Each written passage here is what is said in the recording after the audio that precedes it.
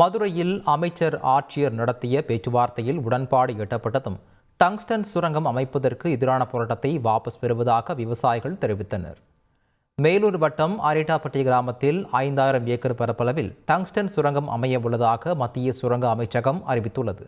இதற்கான ஏலத்தை வேதாந்தா நிறுவனம் எடுத்திருப்பதாகவும் தெரிவிக்கப்பட்டுள்ளது. சுரங்கத்திற்கு அனுமதி கோரி விண்ணப்பம் செய்யப்பட்டால் ஏற்க மாட்டோம் என தமிழக அரசு தெரிவித்துள்ளது. மத்திய அரசு வழங்கியுள்ள உரிமத்தை ரத்து செய்ய கோரி பிரதமர் மோடிக்கு முதல்வர் ஸ்டாலின் கடிதம் எழுதியுள்ளார். சுரங்கம் அமைப்பதற்கு எதிராக அப்பகுதி கிராம விவசாயிகள் மக்கள் போராட்டம் நடத்தி வருகிறார்கள். மேலும் பேருந்து நிலையம் பகுதியில் 2000க்கும் அதிகமான விவசாயிகள் போராட்டம் செய்தனர். அவர்களிடம் பேசிய அமைச்சர் மூர்த்தி, இந்த திட்டத்தை தமிழ்நாடு அரசு ஒருபோதும் அனுமதிக்காது என உறுதியளித்தார்.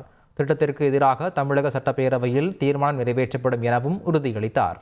மாவட்ட ஆட்சியர் அலுவலகத்தில் விவசாயிகள் பொதுமக்களிடம் ஆட்சியர் சங்கீதாவும் அமைச்சர் மூர்த்தியும் பேச்சுவார்த்தை நடத்தினர். அப்போதும் சுரங்கம் அமையாது என அமைச்சர் உறுதியளித்ததால் போராட்டத்தை வாபஸ் பெறுவதாக விவசாயிகள் தெரிவித்தனர்.